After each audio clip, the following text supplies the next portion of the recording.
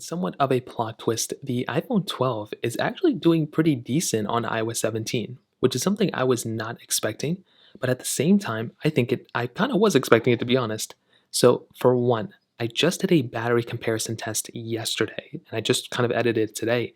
And I found that between all of these iPhones that I have right here, the iPhone 10s, 10R, 11, and iPhone 13, the iPhone 12, between the iPhone 11 and iPhone 12, there's a massive battery difference on iOS 17 that I even kind of saw on iOS 16. Now, that'd be one thing if it was one iPhone versus the other ones, but between the iPhone 11, 10R, and 10s, I'm actually seeing that the battery life on all these iPhones on iOS 17 are roughly around the same, and there's a massive gap between these three iPhones and the iPhone 13 and the iPhone 12. The iPhone 12 is actually very similar in terms of battery life to the iPhone 13, and you can watch that battery comparison I made yesterday to actually see that. It's actually pretty interesting, and I'll probably have like 50 more battery comparison tests to kind of, reiterate this claim. So that is actually a very cool thing, that a phone like the iPhone 12 is actually able to get pretty decent battery life from the first beta on iOS 17. And in fact, if we take a look at that battery life, if we take a look at battery here, you can kind of get an idea of how the battery life was kind of declining. So although it wasn't like a crazy massive decline, you can see for like whatever 12 p.m. all the way up until like 6, that's kind of when the battery kind of degraded. It's kind of like a big jump, I'm not gonna lie, but it's definitely better than it's definitely better than the iPhone 11, 10s, and 10R, so that's a pretty good thing. You can see the screen on time was about 8 hours.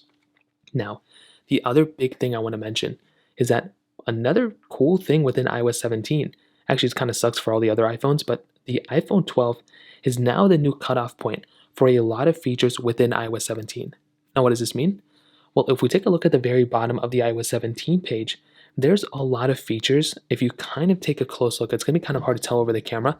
If you kind of take a close look, if you just kind of look at it, there's a lot of things and a lot of statements here that basically tell you that you need an iPhone 12 or newer in order to use that feature.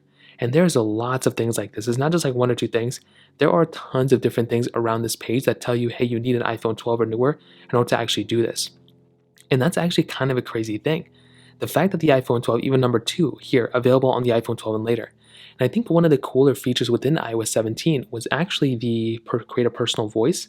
And if you go to accessibility and if you scroll down, you can see that personal voice right here. I think the iPhone 12 is also the cutoff for this device because I wasn't seeing it on my other iPhones either.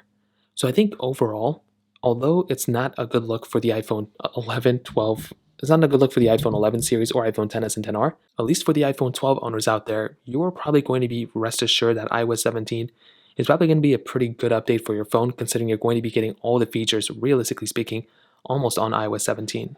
So in terms of that, that kind of covers it up there. If you have any other thoughts or questions, let me know in the comment section below. Hit the like button, that would mean so much, but definitely hit that subscribe button. More importantly than everything else, I love every single one of you guys. Hopefully I'll catch you guys in the next video.